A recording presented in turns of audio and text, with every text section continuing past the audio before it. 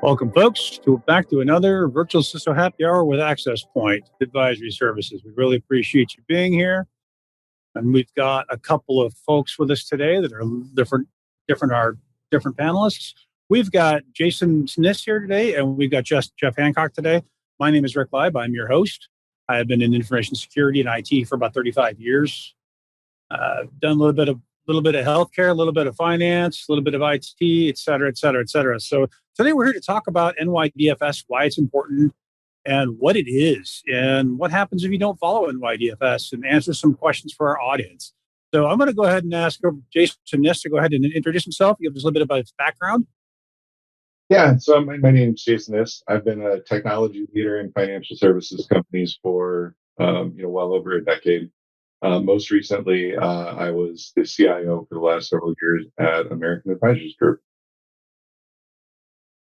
We have Jeff Hancock returning with us again this week. Jeff, why don't you go ahead and tell us a little bit about yourself? Yep. So I've been in cybersecurity for a long time. Been a CISO for about 18 years now across private sector and public sector. Done quite a bit of work in finance, government work, but primarily focused on cyber operations across a broad industry base. Thanks for being here again, by the way. Awesome. I appreciate it. So, Jason, your experience with NYDFS, coming out of the credit union space, coming out of the banking space, that's been pretty extensive, correct? Yeah, so I was lucky enough to be involved in technology when NYDFS really became a thing back in 2017, and it kind of got dropped on us, pretty unexpectedly, and we had to do a lot of, heavy lifting and quick turnarounds to, meet compliance. So yeah, it's been on my radar heavily for the last 6 years. Okay. And just for folks, NYDFS, just for anyone that is unaware. Go ahead. So NYDFS, New York Financial, Services Department, New York Department of Financial Services. They are the, kind of regulatory agency over financial companies that practice in the financial service space in New York. And they, like I said, back in 2017, had come up with a set of guidelines or regulations to, protect the New York residents, financial, services, data, their personal information, and their financial information. And they've really come to be, kind of the leader in the front of nationwide security. It's not just businesses that operate in New York that have to follow these regulations. We're seeing other states that are often copying or picking up on the same regulations as NYDFS. So even though it is, specifically the New York Department of Financial Services, it really is starting to kind of branch out and encompass the entire country. Yeah, I remember that too. I remember when it first came out, as it was being developed, actually, one of the bigger questions was, should this apply outside of New York? Should it be a federal regulation? Then how does it apply to every other federal regulation for security that exists today? What's that look like? That caused a lot of consternation across the finance sector, but then also, like the mom and pops in Omaha, Nebraska, running a small bank. What do we do? Right? How does that work? I remember there's a lot of consternation with that issue, but I think in the last few years, I haven't heard a lot about it being pushed necessarily as a primary driver of regulation. As you might hear, PCI, obviously, there's some financial issues there, or even the NIST CSF. So I'm curious if, in your experience, what's been particularly challenging? Has it been the messaging of the value proposition to boards and directors and your peers in doing that compliance? Or is it been more a particular element of the requirements for NYDFS? For us in particular, at least since I've been dealing with NYDFS, it's not so much a value proposition and, deciding on whether or not we should, continue to operate in New York or continue to follow these regulations. New York was a significant portion of our business, so it was never, really an option. But really, it's just been, the challenges that we faced, and I think a lot of companies continue to face is just kind of keeping up with the changes, keeping up with the regulations that they're putting out. I laughed or I chuckled the other day when I was looking at NYDFS's website, and they make a statement that they generously give 60 days notice, but anybody that works in technology or really any company understands that 60 days is a minute. It's really, Right. we don't have a lot of time to react. But and then back to the other thing, Jeff, where I've seen it kind of branching out, and maybe it's more just because of my mentality. I was a California-based company, but CCPA and the California Regulatory Agency was right on the heels of NYDFS, so that was another big one for us. So to us, it just kind of felt like it was everywhere. Yeah, I bet. So, what are some of the particular requirements that are really challenging, Jeff, that you've run into with NYDFS over the last few years? What specifically has been challenging and why, and how did you overcome those challenges? Sure. So it's really been in two parts from in my experience, right? It's been not only convincing, the CEOs, the CIOs to some degree, the CFO, the board, the value proposition of implementing it correctly versus doing a very fast, hey, let's just check the box. We've got this audit coming out. We need to make this requirement time. We have 60 days, to Jason's point, be able to pass this. What do we need done that's minimum requirements? And then I would be brought in to try to assess and then analyze and implement those minimum requirements, which was always a problem because you had to take a step back and say, your gaps are here. There's no way you're going to get it done in 60 days. So you're going to end up relying on your compliance norm, which you don't want to do. So there's some challenges with that. So it was that communication of the technical value to the business folks so they understood it was a priority in their business and running the business. It wasn't just a compliance check the box. It was actually operationalizing it. On the technical side, it was definitely how it applies to really supply chain. Supply chain / vendor management. I mean, there's a section that says vendor management, but when you broaden that scope as a financial organization, your supply chain is all the other banks who have any access to your network providing you data. It's the government's networks connected to you, providing information. How do you make sure those are secure in your supply chain, right? Because there's links in those chains. There's bad guys in one of those links. Everyone could get infected. So you've got to keep that in mind. It was really trying to help them define and outline and create really a supply chain security metric that would apply to DFS in a way that was robust enough to be able to measure it. That was very much a challenge. MFA was a challenge because you were dealing with legacy systems, cloud platforms, new applications, new directions the business wanted to go to allow users to have access to their data. It was definitely a challenge in those areas. I mean, MFA is MFA, right? It's pretty straightforward, but it's the application thereof.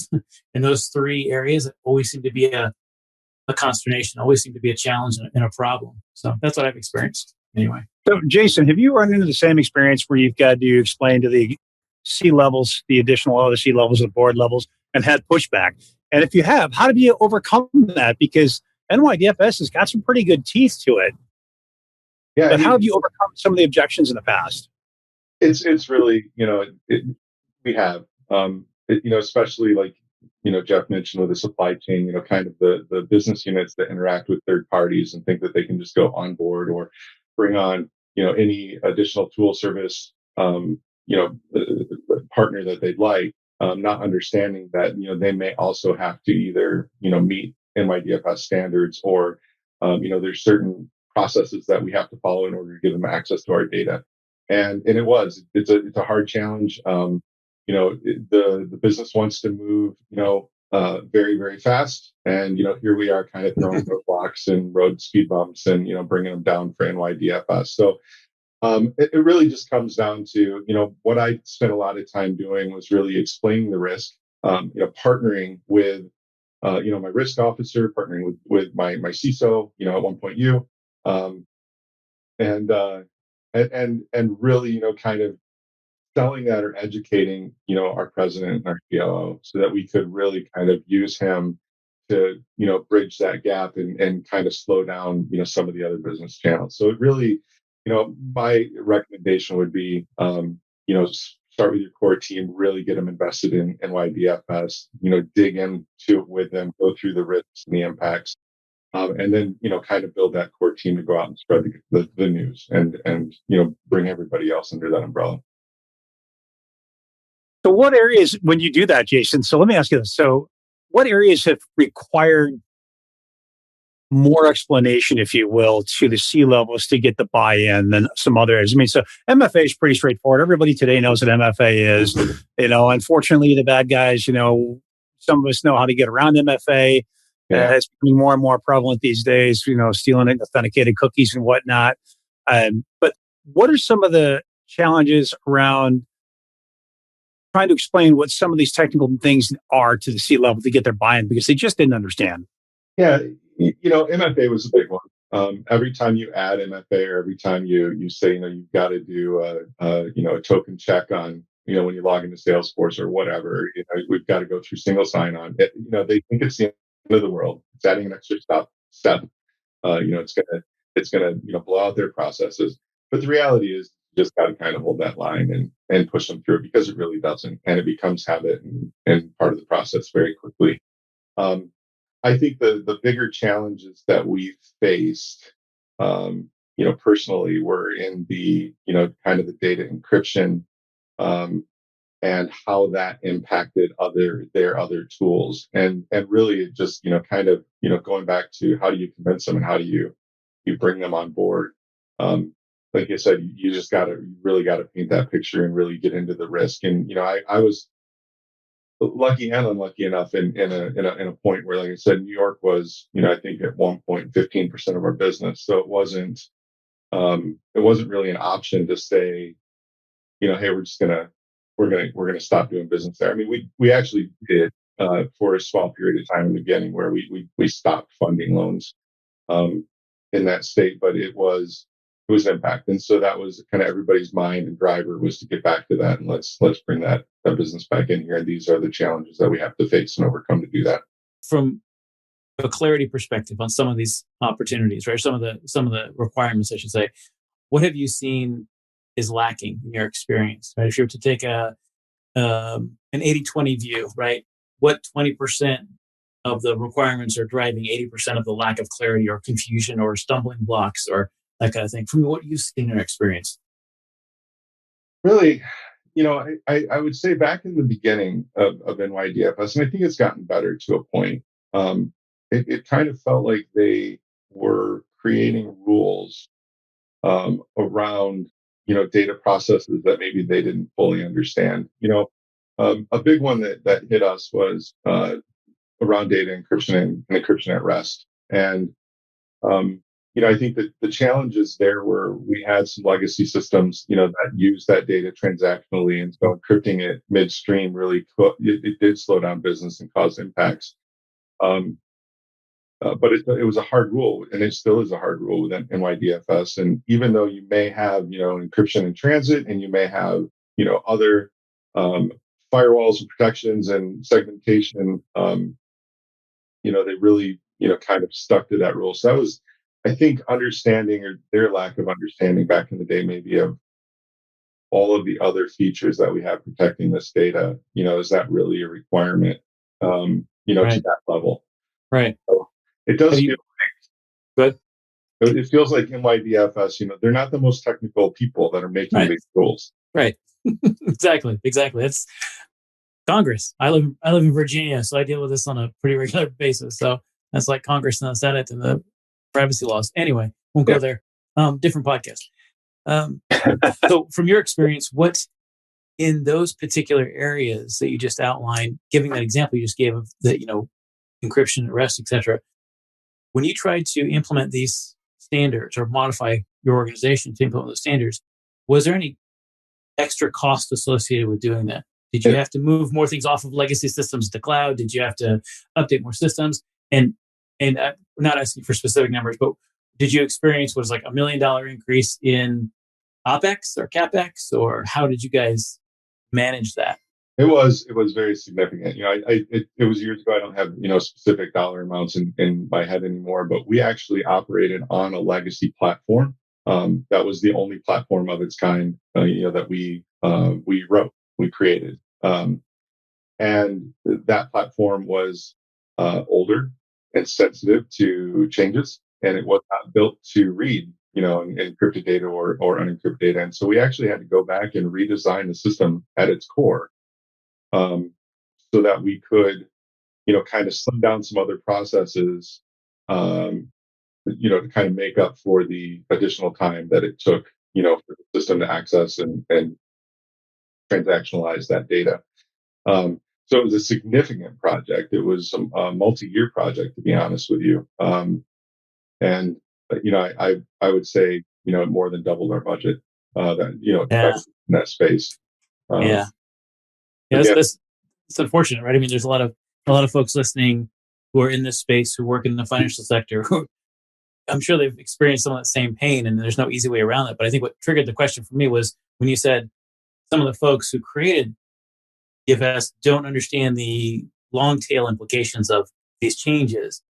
I think that's where there's that government private sector collaboration. If we make this change, here's the residual cost, and here's what it's going to do to the business. Which we understand, privacy is important, encryption is important, threat management is important. But at what point do you say, okay, we can only go this far, and here's why we have to figure something out? I think that's a challenge. Some of your perception on that. But on that, to also add on, not only this is the change and this is the tail and the cost, but this is the risk. And there's some things that I feel like, and I know peers in the industry feel like they focus on that maybe aren't the highest level of risk. Kind of like what I said with data encryption or encryption at rest. Is that is critical. Given the other kind of castle walls that we have built around data and other things that we have to protect it. Inside the system isn't necessary. And maybe look, NYDFS really does come down to just creating a set of best practices that really everybody should follow. Right. Right. And if I were starting, greenfield, brand new, fresh business, it would be very, I think, easy to kind of build that in. And there would be a cost associated, but it would be easy to build that in and start it. It's really these companies that have operated for years, legacy systems, or maybe an older company with legacy systems that wants to expand in New York that now has to account for that. And so that's really kind of the challenge. Hmm. So we got a question from the audience. I'm going to go ahead and throw at Jeff Hancock real quick. So Jeff, we got a question that says, how can you help us understand what happens from the regulator's perspective? On the security side, we hear that we need to comply with regulations, or else, with big quotes around or else, fines, et cetera. But how do regulators like NYDFS go about snagging non-compliant companies? How likely are violators to be caught and fined? How often? People cheat on their taxes. We know that. How because they know that they're unlikely to be audited. How prevalent do you believe it could potentially be cheating on NYDFS? Well, I don't think anybody can really cheat on it, either compliant or not. I think the issue goes back to, are the audits accurate? And are you being honest with those audits? And then, does that mean you've got to go out and is self-attestation? Do you go hire a third party? How does that going to play out? And then, the folks at the DFS, they've got to do their due diligence. But again, I think with so many companies who are utilizing it, there's not the bandwidth to be able to verify every single one. That's been my experience anyway. Like I said earlier, I've known organizations, rather large, top 25 financial organizations who decided, well, we're just going to check the box here.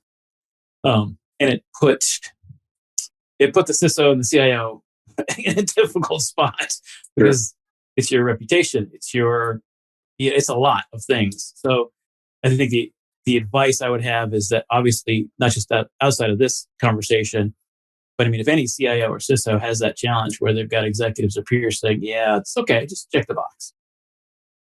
Especially when it comes to just your reputation, what you're standing for, because you stand for something, right, in the job that you've got. And that was always a pushback to me, because when I was challenged with that, I was like, yeah, no, that's not my character. That's not my person. If I've actually left go around this, go somewhere else. Yeah. I left an organization because of sign here, please, or else. No, I'm not going to sign that. That's not really honest. It's not your name. It's my name. It's going to go throughout the industry for the next 10, 15 years till I retire. No, I'm not going to sign that. I understand that completely. Your personal brand actually does matter in this. NYDFS can have a very positive or negative impact, or any regulatory agency, on your personal brand in that respect. So I appreciate that. I appreciate that perspective. Question for you, Jason. So how have you managed how difficult do you find it with third party coverage completely, like third party risk assessments? And how do you apply that to NYDFS, is there anything specific that you ask for from your vendors to prove that they're NYDFS compliant, or to help you prove your TPRA is at least reviewed? Yeah, so I was lucky enough in the past to have most of that handled by vendor management. I had a vendor management team that really understood NYDFS and we're pretty good about checking those boxes with the vendors. I would say we more ran into issues where, especially some of the smaller vendors, that may not have as robust a program, not wanting to comply or provide that information. And so that was often a hurdle. And it's actually one of the kind of the takeaways that I've kept with it, is really increasing the education and the understanding across the business unit, so that they know before they start sourcing vendors and partners, that there are these requirements that have to be met. And, if we want to continue to do business, that's not an option. So, but I do see a lot. I felt a lot of vendors really feel like it's intrusive. Why are you asking me for this? Why would I provide that to you? Or I think Rick and I ran into it a couple of times with some vendors and found that they just didn't even have the policies, period. Absolutely. Absolutely. And that's tough, because you have to make the decision as a business. Do I accept the risk of doing business with these guys? I really need their product or their service. And that's a risk that you have to answer as the CIO or CISO. Yeah, we were looking at, I had ran into an issue where I was looking at a new platform kind of to replace our LOS.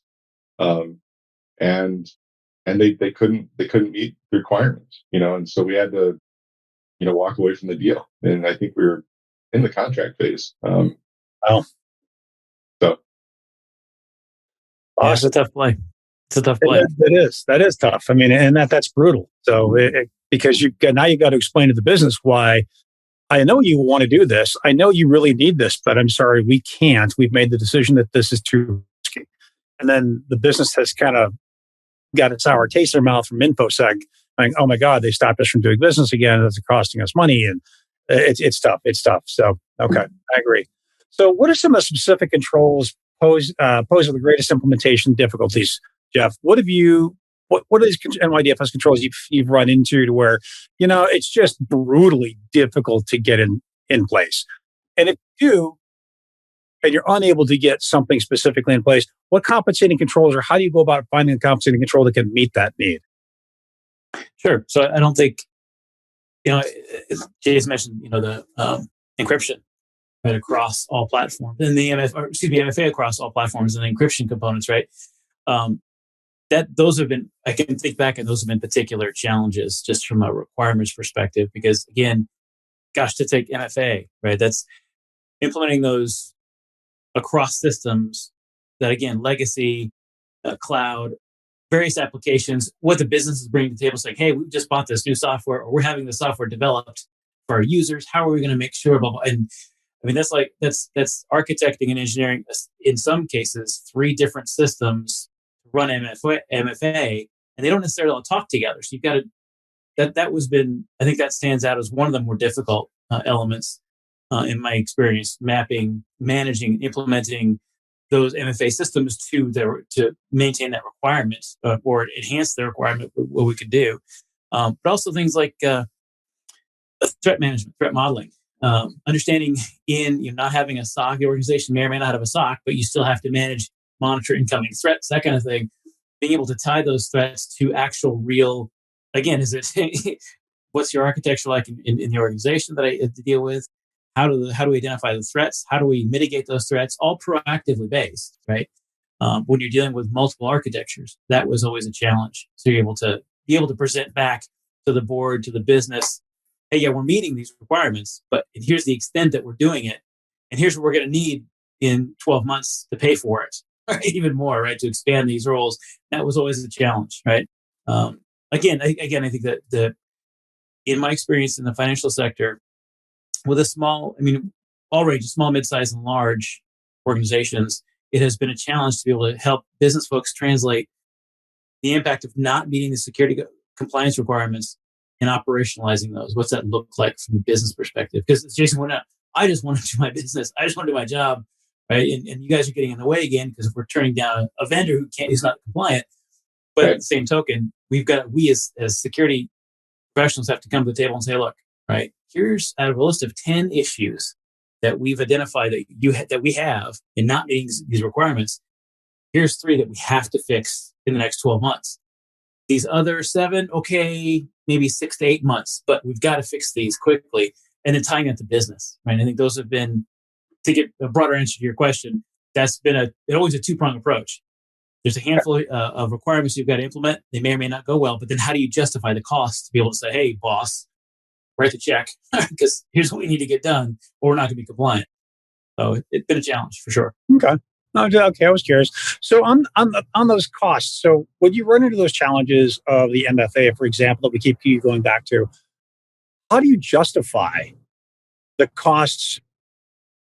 And do you map those? Do you map those justifications to compliance level? Because one of the things I've always found it to be successful, it's not always recommended you take this route, but it seems to work for me sometimes. Is going back to compliance and saying, in order to be these compliant, we need to spend this kind of money to get these 3 systems to start communicating because they don't natively do so.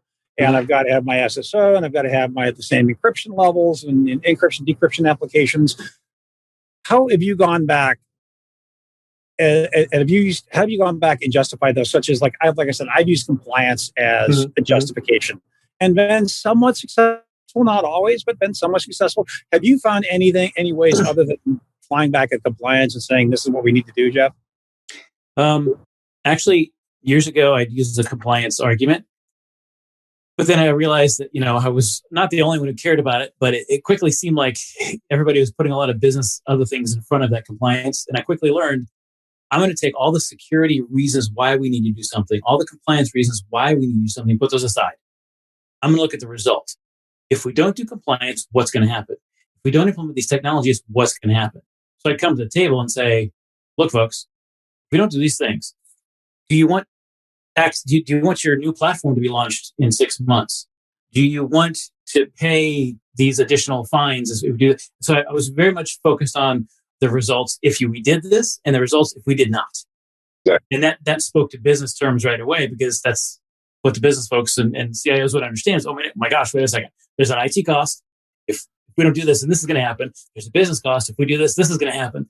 And it was really a way of turning the tables a little bit. The old traditional, we're going to talk, the CISO is going to talk business. Well, you got to talk in what's going to happen if you don't do this or if you do this. I found that being very effective throughout my career. Okay. Agreed. That's good. Jason, how about you? No, it's really backing into that. It's not taking it from this is what it's going to cost, turning it around to say this is what it's going to save us, or this is what it's going to allow us to make. And kind of you got to, especially if you're in like a sales organization, you really got to hit their bottom line and show them, this is what you're going to lose if we don't do this. But to go back on it too, one of my favorite things is always to go to internal audit and tip it off, make it a fine. Mine too. I find IA is awesome. Yep. I mean, I love getting audited personally. I know I always end up with more money. Yep. Great. Yeah. Or just even if organizations don't have an internal audit, if your CFO is not your internal audit, going to your CFO and saying, hey, by the way, that regulation that we're required to meet, we're not going to make it. Here's not only the fines, but here's the business impact. And that makes the CIO, it can turn, I've seen it turn the CIO into a strong proponent of security because they come to the table saying, wait a minute, this is going to affect me because it's a legal issue as the CFO, right? Or even the general counsel, and going in and saying, wait, this is going to be a challenge legally or financially for the organization. I need to take this on. I need to be a team player here and spearhead this conversation with the directors or the CEO or whatever. I've worked that angle several times. It seems to work every single time, actually. So yeah, I've worked the reputation angle a few times. Because if you end up not compliant, you end up on the news. If your reputation tanks, and it takes a few years to get over that. Yeah, if you survive it. Yep. So I've taken that approach a couple of times. So looking ahead, what would you see as any of the biggest potential blockers of the new regulation updates, Jeff, with NYDFS? Is there anything coming down the pipe that you see is going to be particularly challenging for organizations? Not particularly, no. I mean, but I look at this more holistically, right? If you're in the financial sector, you need to have an enterprise security program. in place, that strategy and the program plan, not just the policies, but the architecture, design, that kind of thing should be in place to some degree. So I don't think I've not seen anything that's going to be compelling necessarily. That's going to be a dramatic change. I think it's just going to be more of the same. I think one of the things that does concern me is alignment with other regulations, right? So crosswalking. Yeah, I think that's always been a challenge, right? There's 51 different breach notification laws in the country, almost one for every state. The federal one they can't figure out yet. So I mean, you look at things like that in the financial sector, just it makes it complicated, right? PCI is very scoped, and when DFS is very scoped, right? Neither are holistic for an enterprise operations organization. So I think one of the challenges is going to be looking if I'm a CISO in the financial sector, looking at all my whole organization and then pulling in what happens if this changes or this changes, how's it going to change my operations? I think that's going to be a consistent battle, what I've seen going forward anyway. So the operationalization. Thank you. I don't know why I couldn't spit that out, but I couldn't spit it out. So the I still can't spit it out. Word. Yeah, that word.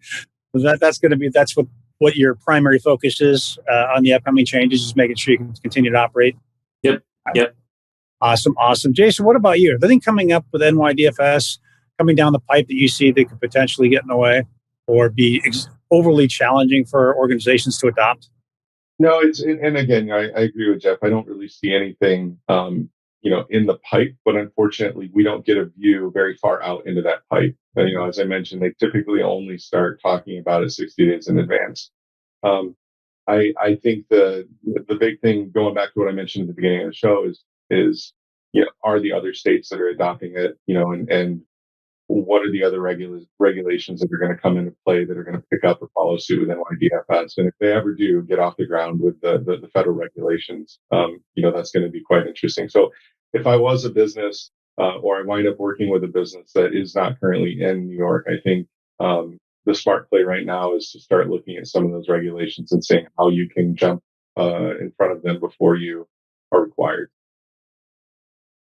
Yep, I use GDPR as an example of that. Anytime we got privacy issues or NPI issues, and I try to work with organizations, say, if you follow this, because if you become GDPR compliant or as close to it, or CCPA, you're going to get across the rest of the 50 countries or 48 states, 50 states. You'll be fine in that respect. So I kind of take the same approach. Let's find the more restrictive, but yet we can still operate with. And if we can't operate within something, we've got to come up with a good justification why. And what then our compensating control is so that when we do get audited, we could show the auditor, yes, we intentionally know we can't make this, but we've done these three things in its place to help cover ourselves. And sometimes I find that helps. Sometimes I find auditors don't like that. Plain and simple. It's like yes or no. So, okay, awesome. So are there any emerging technologies or capabilities that could ease NYDFS, like AI, Jeff? I mean, Jeff, I know you're my AI guy, so I'm going to kind of throw that at you a little bit. You see any AI or any new emergency technologies and machine learning that would help folks with NYDFS regulations or how to apply them? No. Really? I mean, the reason why I say this, it's just, man, I've heard AI and machine learning for the last 10 years as a sales pitch from different folks. And here's what we've got. And now all of a sudden it's taken legs on because of GPT, which I just find kind of interesting. Now everybody's saying it's going to affect this, that, or the other.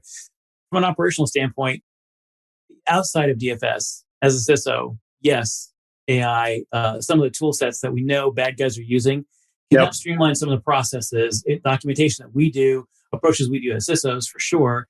And it could lend itself to more, I wouldn't say automation of compliance, not by that measure, but it can help auditors, make sure that things are checked on, that you've got a plan of action, you've got a methodology to make sure you're addressing the right control sets.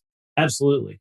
But to me, that's more administrative security work versus operational security work that I think that could apply to. I don't know Jason, I don't know what you think, what you've seen, how would that work? I agree. I think, the DFS requirements are kind of, they're a little more rigid, and I think where AI and machine learning, may play a part is, things are a little bit more fluid or a little bit more flexible. And here, we have these requirements we have to hit. These are what we're going to hit. So I don't see where it's going to help really kind of control that. I embrace AI, and I think it's a great tool, but I think it's going to be the opposite. Is more, what regulations are going to get added or come down the pipe because of the fear of what AI can do, and how are they going to kind of make us build more walls around AI. And Yeah, I agree. especially with companies now, embracing citizen developers and letting these tools come in. It is scary. I think it's awesome, but that's where my concern would be is around what their reaction is going to be to AI. I'm curious to see what role AI plays in bug bounties and when it comes to compliance. So that's going to be interesting because I've made a lot of money in my lifetime in bug bounties, and not necessarily coding, but I've found a lot of holes in firewalls, exposures, these types of things. I've made a lot of money doing that in the past. I'm just kind of curious where AI is going to play in those roles where it comes down to compliance, because that's a heck of a tool to make a few extra bucks. Yeah, and I think that's where it's going to be better used. Like I said, a more fluid environment. Using it for brute force or poke holes or validation, things like that. I think there are great uses for it there, but the flip side of it, kind of protecting the data, I'm not so sure. Awesome. So, Jeff, let's go to recap. Let's cap this up a little bit here quick. What key takeaways would you want to see our audience walk away with today based on our conversations? When it comes to this topic in particular, I think, as I said earlier, to motivate your non-technical peers and leadership, turn the gaps that you're seeing and the challenges you're seeing in meeting the compliance standards into effect. If we don't do this, what's going to happen to the organization? And take that data and put that in a slide. And not anything about compliance necessarily, but what's going to happen if we don't comply? What's going to happen if we don't align by these new systems to do X, Y, or Z?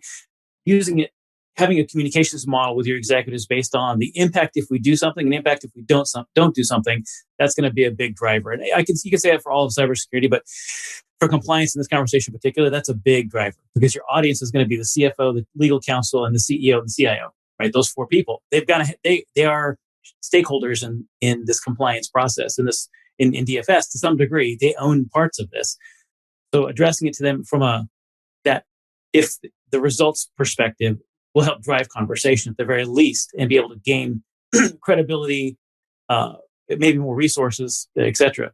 I would definitely take that approach, especially with all compliance, but with this in particular, because there is going to be a lot more scrutiny coming down from the government on the financial sector because of the use of what Jason just got done saying about AI. People are looking around and seeing how they can use it or not use it. And that's going to cause some impact. So I think that's something to keep in mind for sure. Jason, what about you? What key takeaways or next steps would you offer our customer? I think the biggest one for me, whether you're under NYDFS right now or whether you're potentially moving into it, is really understand the timing. I don't think we talked too much about it, but I think one of the bigger pain points for us, in running the business was just understanding the timing of all of the pieces and parts that have to happen every year to meet NYDFS. Don't wait too long to do your pen test. Don't load, Q4 with your, risk assessment, your penetration test, your absolutely reviews, things like that. Really, these are the guidelines and the regulations that you have to meet are tedious and time intensive. They're going to impact your staffing, your project plan, and really building in time for these activities, and then using that to kind of go back and justify your staffing. And the same thing as you mentioned, Jeff. Kind of taking that and turning it into the bottom line for the business and your CFO to justify this. But I think the biggest challenge that I had, and the advice that I can give to everybody is, don't wait, and really understand the timing and when you need to fit these things in. Yeah, I try to get all of our requirements done for any regulatory body by Q3 or by at least by mid Q3, because something always ends up in the end of Q4 because some business line couldn't meet, or they couldn't do something specific, or a project got put off, and it ends up impacting the timeline of our audits and making sure we're done on time. So I understand. I agree with that 100%. Staying ahead of it. So okay, awesome. Well, folks, we're going to go ahead and end this here on these notes. Gentlemen, I appreciate your help. I appreciate your input, and I always appreciate your views. Jason, I hope I can work with us again as a panelist. We really appreciate your views. And just for clarity, I'm sure he's saying all kinds of nice things about me. I'm sure. I'm sure he is. All righty. Appreciate it. Thanks, everyone, for participating in this week's event. Yeah. All right. Take care.